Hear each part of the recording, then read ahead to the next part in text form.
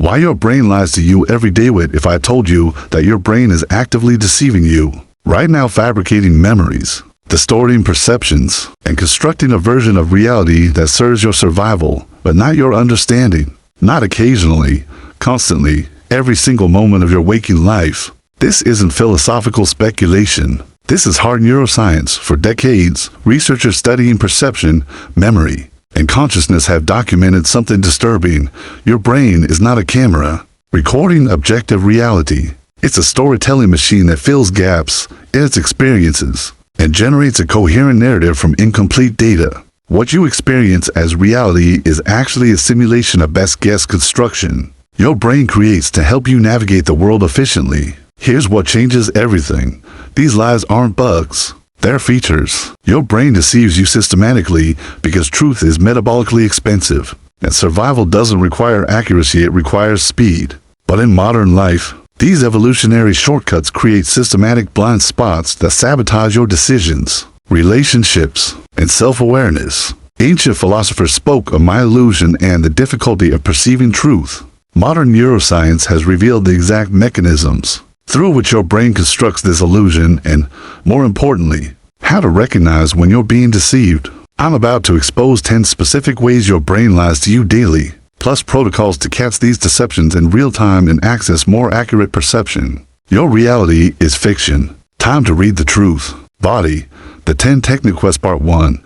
Memory Fabrication Detection Protocol. You think your memories are recordings of past events. They're not. Every time you recall a memory, your brain reconstructs it from fragments, fills in missing details with plausible fabrications, and resaves the edited version. Your past is being rewritten constantly. Neuroscientists studying memory reconsolidation have discovered something shocking. Memories become temporarily malleable each time they're recalled. Your hippocampus retrieves memory fragments while your prefrontal cortex adds details based on current beliefs, emotions, and expectations. What you remember isn't what happened, it's your latest draft of what happened. This is technique number 1 out of 10, the Memory Fabrication Detection Protocol. Here's your exact practice for 30 days.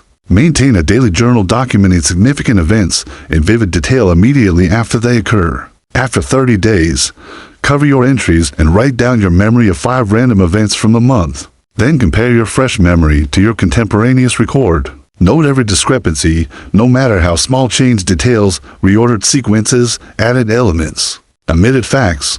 The mechanism reveals memory's unreliability. By comparing immediate records to delayed recall, you're exposing the fabrication process directly. Your prefrontal cortex begins recognizing that memory feels accurate, even when it's demonstrably false. You're building healthy skepticism toward your own certainty about the past.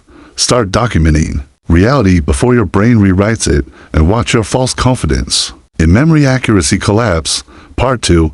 Perceptual Gap-Filling Awareness Method. You believe you see a complete visual field. You don't. Your eyes have a blind spot where the optic nerve connects a region with 0 photoreceptors. You never notice this gap because your brain fabricates what should be there based on surrounding context. Research on perceptual completion reveals that your visual cortex doesn't just ignore gaps, it actively generates fake information to fill them. This happens constantly throughout your visual field. Your brain is showing you a heavily edited version of reality, seamlessly patched with educated guesses you experience as direct perception. This is technique number 2 out of 10, the Perceptual Gap-Filling Awareness Method. Execute this protocol 3 times weekly for 6 weeks. Spend 5 minutes practicing blind spot awareness. Close your right eye, focus on a point, and move an object through your left eye's blind spot. Watch it disappear and reappear. Then extend this awareness. Realize your brain is filling countless such gaps every second. Practice asking, what else am I not seeing that I think I am? Why this works, you're training meta-perceptual awareness, the capacity to recognize the difference between sensation and fabrication. Each exposure to the blind spot reminds you that seamless perception is an illusion. Your prefrontal cortex develops healthy doubt about the completeness of your perceptual field. Start practicing perceptual skepticism regularly and watch your naive realism transform into sophisticated awareness of your brain's editing process. Part 3. Confabulation Recognition Technique. When you don't know why you did something, your brain invents a reason instantly. You feel angry and grab food, so your brain decides you are hungry. You make an impulsive purchase and your brain generates post hoc justification. These fabricated explanations feel completely true. Neuroscientists studying the interpreter system in your left hemisphere have found it compulsively generates causal explanations for your behavior even when the actual causes are unconscious. Split brain patients asked why they perform actions initiated by their right hemisphere confidently confabulate explanations, unaware they're inventing them. This is technique number 3 out of 10. The confabulation recognition technique. Your intervention is this. For 21 days, after any impulsive action, snapping at someone, buying something, eating when not hungry, checking your phone, immediately write down why you think you did it. Then ask, how do I actually know that's true? Could there be unconscious drivers I'm unaware of? Generate 3 alternative explanations for the same behavior. The mechanism builds interpretive humility. By systematically questioning your explanatory stories, you're training your prefrontal cortex to recognize confabulation patterns. You learn that the confident because your brain provides is often sophisticated guesswork. You're developing immunity to your own bullshit. Start questioning your self-explanations daily and watch false certainty about your motivations give way to accurate self-awareness. Part 4. Change blindness correction system. You think you'd notice major changes in your environment. Research proves otherwise. In change blindness experiments, people fail to detect enormous alterations, a conversation partner being swapped with a different person, buildings disappearing from photographs, colors completely changing. Studies on attention and awareness reveal that your brain only processes high-resolution detail in a tiny spotlight of attention. Everything else is low-resolution gist. When changes occur outside your attention focus, your brain doesn't update the model. You remain confident you're seeing everything while missing massive alterations. This is technique number 4 out of 10. The change blindness correction system. Here's your practice daily for 28 days. Play the spot the difference game with your own life. When entering familiar spaces, your bedroom, office, car, force yourself to identify 3 things that have changed since you last looked, no matter how subtle. Make this a formal practice with a checklist. Document how often you miss obvious changes. Why this works.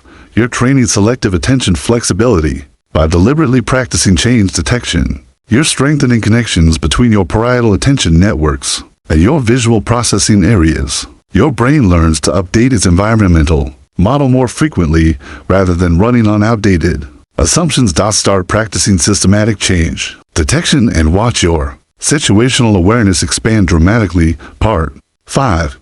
Emotional contamination awareness protocol. You believe your perceptions are objective. Then you add emotional reactions. Wrong. Your emotions shape what you perceive before you're consciously aware of either. When you're anxious, you literally see the world as more threatening. When you're happy, identical situations appear more benign.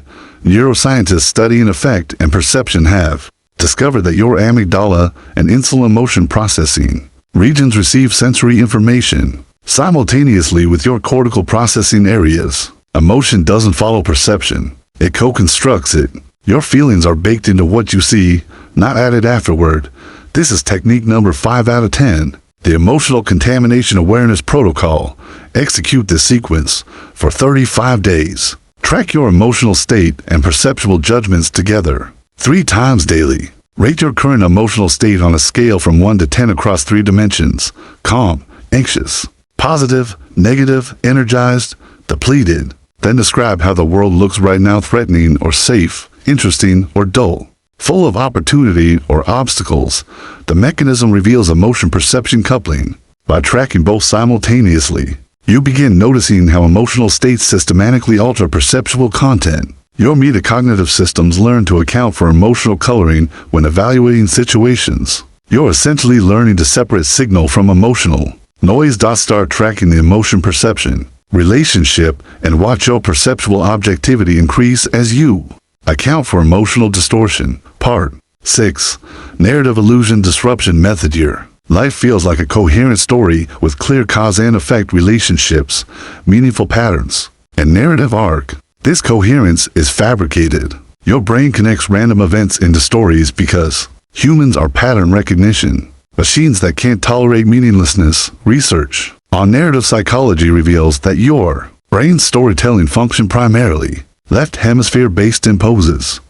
Narrative structure on inherently chaotic experience. You experience your life as having a plot because your brain retroactively creates one, not because events actually form meaningful sequences. This is technique number 6 out of 10. The narrative illusion disruption method. Your protocol is radical. For 40 days. Journal daily, but deliberately avoid narrative structure. Don't write "this happened because that happened," or "I'm the kind of person who." Simply list disconnected observations, sensations, and events without linking them causally or thematically. Resist your brain's compulsion to create coherent storylines. Why this works: you're inhibiting your left hemisphere's automatic interpreter function. By practicing non-narrative awareness, you're exposing how much narrative structure you impose versus how much is actually present. Your prefrontal cortex begins distinguishing between experience and interpretation. Start practicing storyless observation and watch the comforting but false coherence of your life. Narrative become visible as construction. Part 7. Selective attention blindness recognition technique. Ray utterly convinced you'd notice a gorilla walking through a basketball game you're watching. 50% of people don't. This is called an attentional blindness. You literally don't see things outside your attention focus, even when they're obvious and central. Neuroscientists studying attention have proven that conscious perception requires attention. Without attention, visual information reaches your retina and early visual cortex but never becomes conscious. You're blind to unattended stimuli while remaining confident you're seeing everything important. This is technique number 7 out of 10. The selective attention blindness recognition technique. Here's your intervention. For 25 days, deliberately practice attention-splitting exercises. While having conversations, periodically shift attention to background details, other conversations, ambient sounds, peripheral movement while maintaining the primary interaction. Document what you notice that you normally miss completely. Realize how much continuous experience you're unconscious of. The mechanism expands attentional capacity. By systematically practicing attention shifts, you're training your parietal and frontal attention networks to distribute focus more broadly. You're also building awareness of how narrow your default attention actually is. You're seeing the blindness you didn't know you had. Start practicing attention distribution and watch your perceptual bandwidth expand beyond its default tunnel. Part 8. Hindsight bias correction. Protocol after events occur. You're certain you knew it all along.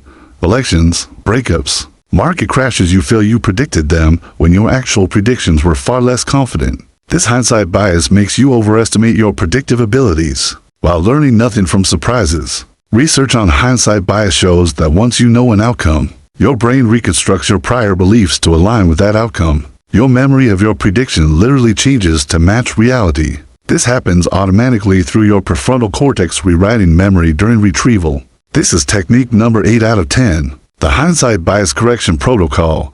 Execute this practice beginning today. Maintain a prediction journal.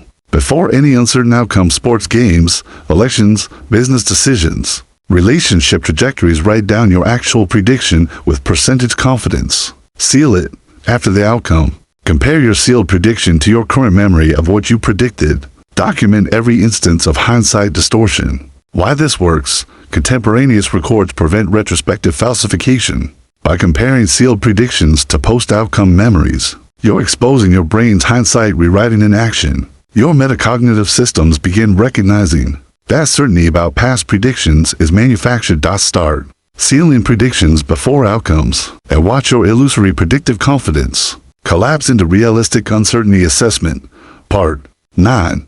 Proprioceptive misinformation awareness system. You think you know where your body is in space. Rubber hand experiments prove otherwise. When researchers stroke a rubber hand and your hidden real hand simultaneously, within minutes your brain incorporates the rubber hand into your body schema. You feel ownership of an object you know intellectually isn't yours.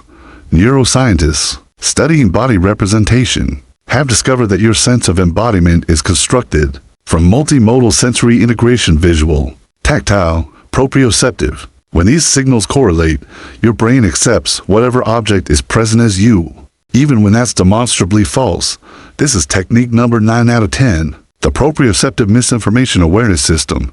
Your practice is this: weekly for 12 weeks. Spend 10 minutes exploring proprioceptive illusions. Close your eyes and touch your nose. Notice you slightly miss. Cross your fingers and touch an object. Feel it as to objects Move your eyes while pressing gently on one eyelid. Watch the world move. Accumulate direct experiences of your body sense lying to you.